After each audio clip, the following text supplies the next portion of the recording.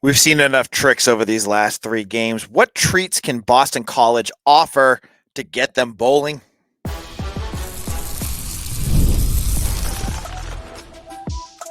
You are Locked On Boston College, your daily podcast on the Boston College Eagles. Part of the Locked On Podcast Network, your team every day. Hello and welcome, everyone. This is Locked On Boston College, your team every day. I'm your host, AJ Black. I'm the editor of 247's Eagle Insider. Today's episode is brought to you by FanDuel. You can start the season with a big return on FanDuel. New customers can place a $5 bet, and you'll get started with $150 in bonus bets if you win your first $5 bet. Visit FanDuel.com to get yourself started. Big episode today. We're still in our second bye week of the season. BC is still 4-4. They got two more wins they need. We're going to talk about a bowl and what path they need to get, how they're going to get there. We're going to also look at Thomas Castellanos. Look at what Tommy has to do to improve himself over these last four games. In basketball, are they going to get another 4-star recruit? We're going to look into that in our final segment. Now, 4-4. Boston College has lost their last three games, and the vibes are low. The vibes are low around this program. Fans are starting to feel, I hear a lot of the same stuff. Oh, we thought Bill O'Brien's going to be different. This is the same stuff that we had under Jeff Hafley. This is the same stuff that we had under Steve Adazio. And I get it. The last three losses have been painful, whether it's falling apart late against Virginia Tech, whether it's getting your doors blown off for the first half against Virginia in the first one, Virginia Tech in the second. And then finally, not being able to hold on to a lead against Louisville. It's frustrating. So you have four more games left. You go at home against Syracuse. You go on the road against SMU. You go home against UNC and home against Pitt. Two of those teams, Pitt and SMU, are battling potentially for the ACC title, which is crazy because if you were to ask me at the beginning of the season, I would have said, SMU's coming from a group of five school. They're going to take some time.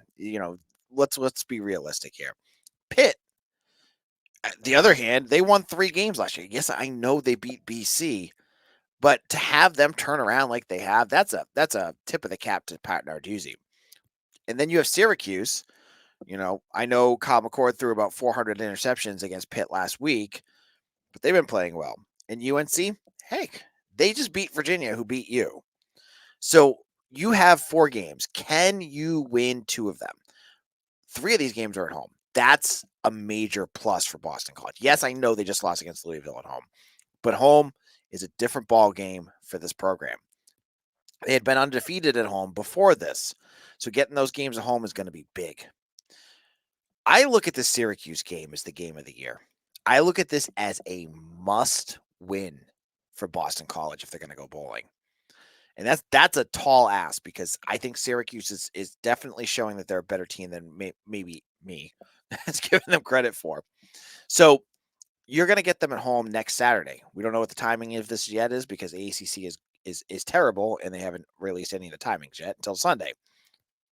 But you have an opportunistic quarterback in Kyle McCord who is coming back. I think they're on a bye this week after throwing 6 interceptions. You have an opportunistic defense that can force him into mistakes. So what do you have to do to win this? It all goes back to that offense and special teams. Can this week fix those issues so that the offense is more consistent and the special teams isn't jamming a shovel against, smashing a shovel against your head every time they try to do it? That's a key because if the special teams is going to go out there and punt the ball 20 yards, Kyle McCord's going to do exactly what Tyler Shugg did and kill BC because the offense is not good enough to not punt the ball. The offense is not good to have most of the game where they don't have to punt the ball. They're going to have to. And if you have to do it 4 times and those 4 punts are a disaster, you're going to lose. You're going to lose. I don't care if it's Syracuse or not. You're not going to win those games. You got to get the punting down. Additionally, the offense has got to figure out some rhythm here. We'll talk about TC in just a moment, but All 4 of these games that you're playing against are 4 teams that can score points. All 4 of them are probably in the top 50 in terms of scoring offenses. You can't go in there and try to just stifle them with your defense. Thomas Castellanos has to be able to score some points. And if it's 2 quarters of what you've been doing, that's better. I mean, BC did it for 2 quarters last week, but you got to be able it's got to be what Bill has been saying. 60 minutes. You've got to do this for 60 minutes. He has another week to try to do that. A complete game plan. A game plan that does not have gigantic holes where you're watching the offense going, is this like an old Steve Adazio offense? What is going on here? You got to be more consistent. And your quarterback's going to be a big key, but there's other keys there too. And it's going to be Turbo Richard. It's going to be Trayshawn Ward. You got to get these guys involved. So, in order to beat any of these teams, I'm looking 28 points probably at the minimum for any of them to beat them. I'm looking possibly like 31 points. I would think if BC can put up 31 points against these programs, you have a chance to win. Can they do it? I haven't seen it yet. They've had one game where they hit that number, and that was Duquesne. And I think maybe FSU too. Yeah, they scored 28 points against FSU, but they could have scored more if they just didn't nail the ball at the end. But that's going to be a major key here. What teams do I think they could beat? I really do believe that they could beat Syracuse. I think Syracuse is a very beatable team. I look at SMU. They're fast. They're a fast team when you're playing them on the road. That's going to be tough. Kevin Jennings, their quarterback, is a very different beast than you had last year. That being said, what does BC's defense do really well? They cause turnovers. What is SMU struggling with? Turnovers. So there could be a case there too. UNC, they can run the ball really well. That is scary, but they also let up a lot of points. You look at a team like UNC, who is now 4-4. They just had their first win since September 14th when they beat UNC Central or NC Central. They've lost to Georgia Tech, Pitt, Duke, James Madison, but they beat Virginia. They're probably going to beat Florida State this weekend. They are allowing 28.4 points per game. So again, there's that 31 again. Could they do it against them at home? A good loss this week for the Tar Heels against FSU would certainly be that nice kickoff to November that I'm expecting Mac Brown to have. And then finally, Pitt. Everyone's darling, the Pitt Panthers, who are undefeated. They are outscoring teams 40-22. And they have, they smoked Syracuse. They smoked Kent State. They've been putting up a lot of points. This new offensive coordinator Pitt has found answers a lot of questions. I never thought that they would get a guy that can do what he's doing. And you add that with their quarterback and the quarterback from Alabama, Eli Holstein, who's thrown for 1,800 yards, 17 touchdowns, and 5 interceptions. You're feeling pretty good about that. Now, I'm very interested to see what they do against SMU this week because I still am not sure what this team is. I definitely think they're better than BC at this point. Oh, Pitt's better than BC. But are they elite? Not sure about that. We'll have to wait to see what they do against SMU this week. So, you got to win 2 of those. My most likely, Syracuse and UNC. Could they win one of the other ones? That would be a nice way to end the season. Beating Syracuse would be really great for Bill O'Brien. It's a local school. It's a historic rival. It's a team that's supposed to be better than you right now. Beating them, that would certainly change the discussion about where this team is going. And then just grabbing one more win, that'll get you to the bowl. So that's my thoughts on that. In a moment, let's talk about Tommy Castellanos. What does he need to do to make it the last 4 games effective and get himself to a bowl. We'll get into all that in just a moment.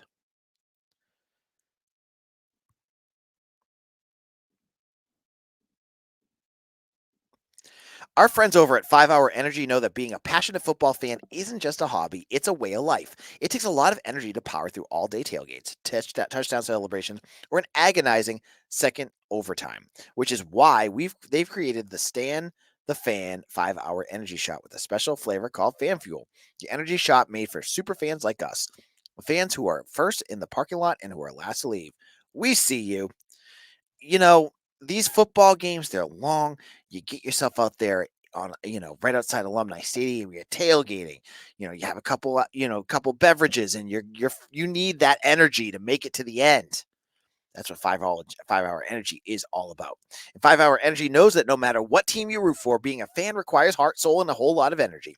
Whether you're prepping for the big tailgate or ironing your jersey, your game day to-do list is always a miles long. That's why the limited edition Stan the Fan 5 Hour Energy Shot is here to keep you fueled through the season. What's your fan fuel this week? Whatever it is, do it with a 5 Hour Energy. Available on 5hourenergy.com. Shipped nationwide. This is Locked On Boston College. I'm your host, AJ Black. If you're not done, when you're done with this episode, there's a lot of other great shows on our Locked On network. I want to recommend Locked On Celtics. The Celtics are looking to repeat John Corrales. He does breakdowns of that team better than anyone I've ever seen. Check out Locked On Celtics on YouTube or wherever you get your podcasts.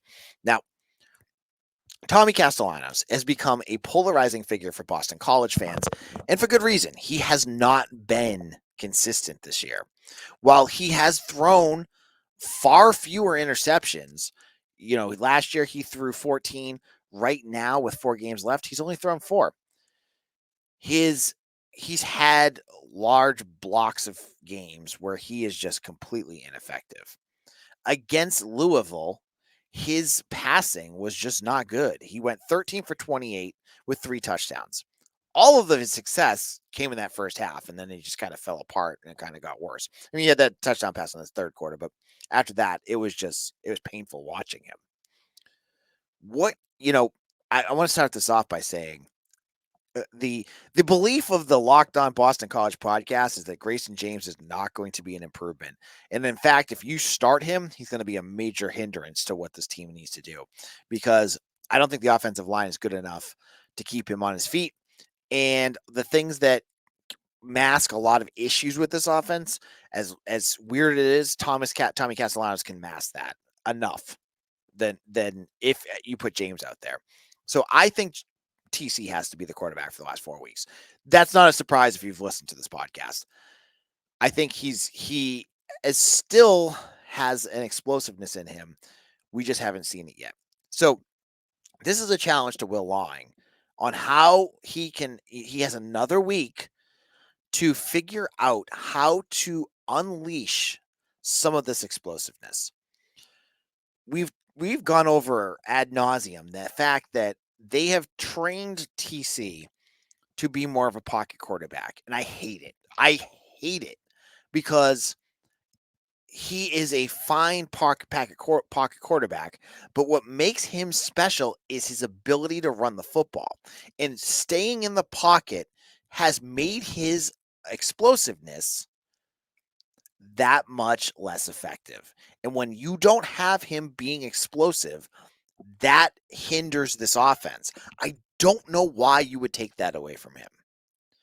I saw after the first bye week that the last 2 games, BC has done a better job of running him. It's not great, but he's been better at it. He needs to take the next step again. You got to build him back up to be that running quarterback. I am done watching him try to make reads and throw the ball, because yes, he can do it at times, and that is wonderful.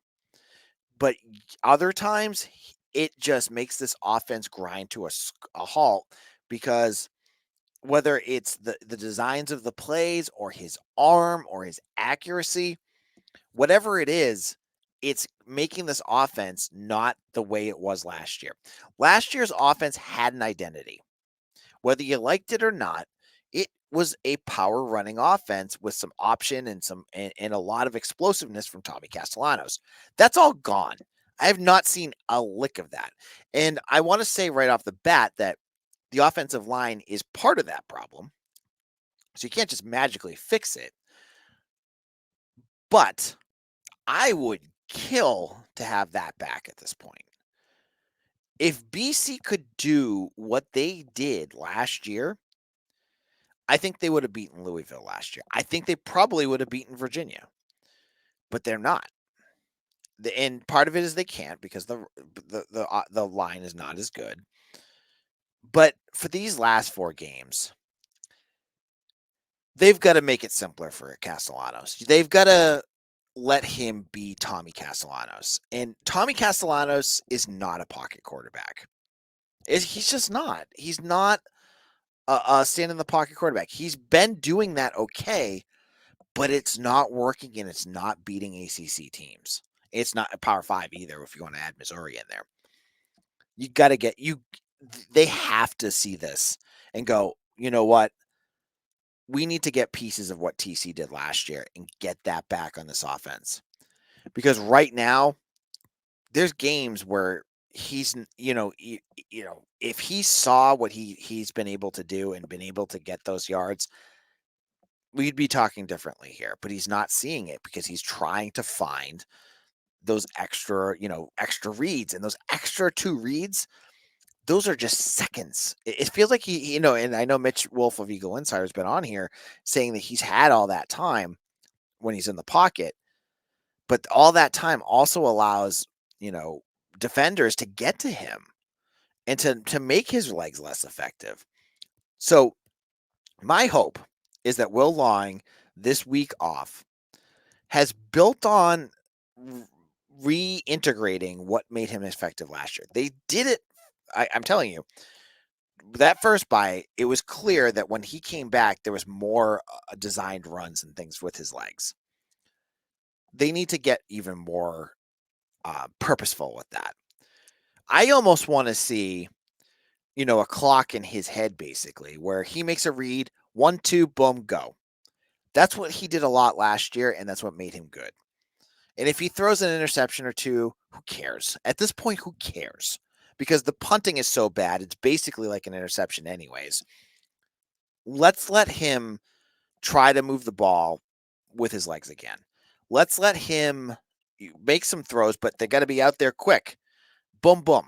That's what it's got to be for Tommy to be successful. He's holding the ball way too long. He's staying in the pocket way too long, and it's just not working. Now, in our final segment, I want to wrap things up with some basketball talk and recruiting again, because you got an Eagle Insider over here from 247. There's a new recruit out there for the class of 25 in basketball that you're going to want to know all about. And I'm going to get into who he is, because he's a 4-star and why he could be a special one if BC can land him. I'll get into all that in just a moment.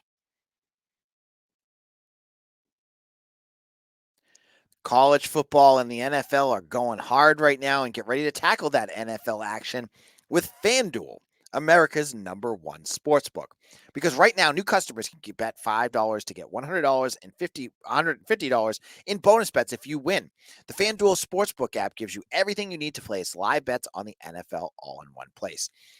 I love the live bets, and something I've been getting into the last couple of weeks. Like I'm super busy, so sometimes I miss the way to get action on a game right at the bat. Like sometimes I'm like, oh, I want to make the Patriots, and I want to make sure I get in on early, but I miss it.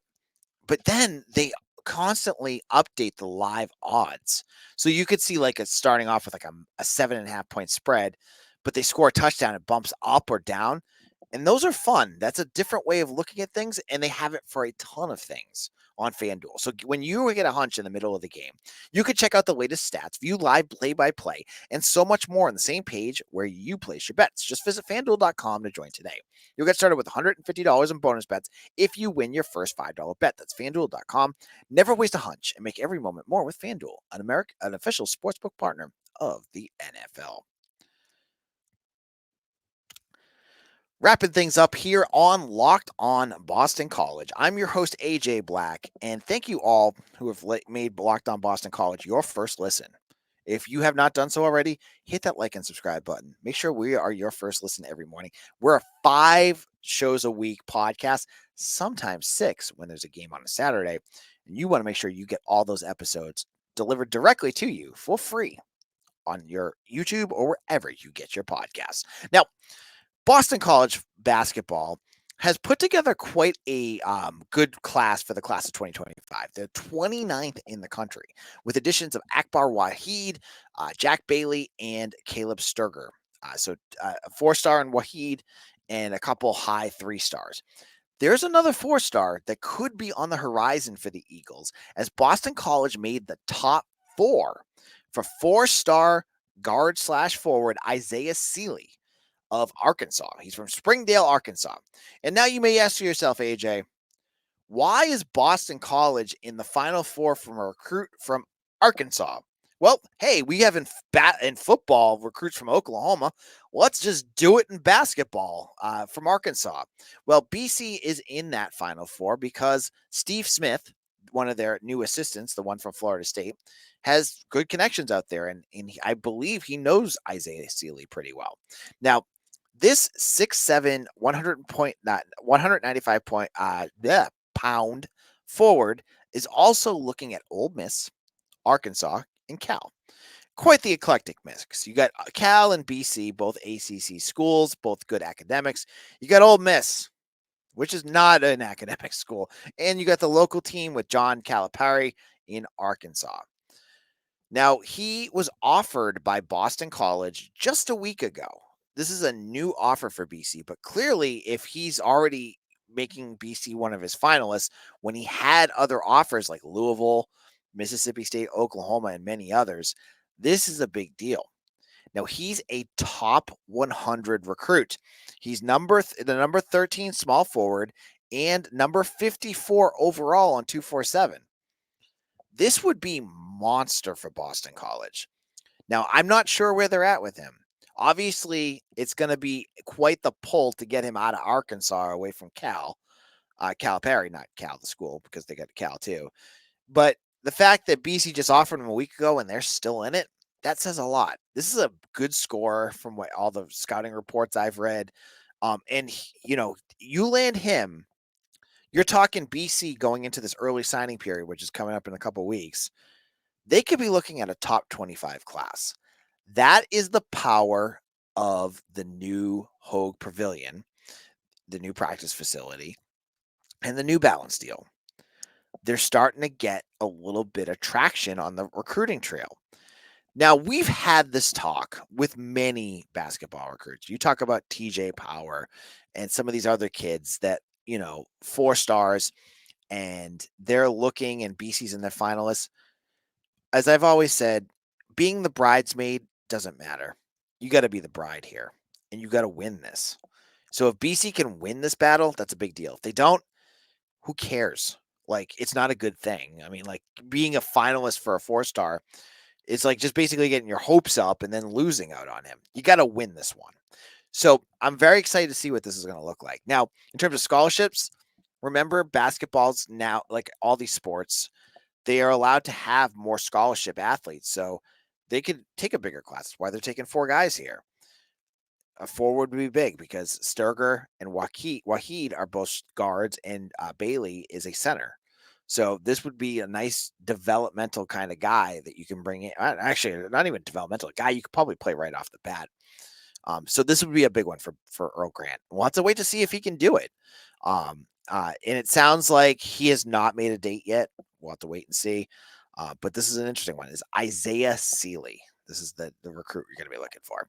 Now, we'll be back again tomorrow for our weekend show as we finally get back into football season again with the game against Syracuse next week. We'll look into anything going on. If there's recruiting news, if there's more that we need to analyze, we're going to have it all here on Locked On BC. So make sure you hit that subscribe and like button.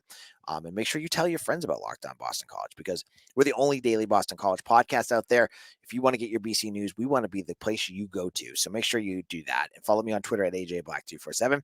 And we'll see you again on tomorrow's episode, November 1st, of Locked On Boston College, your team every day.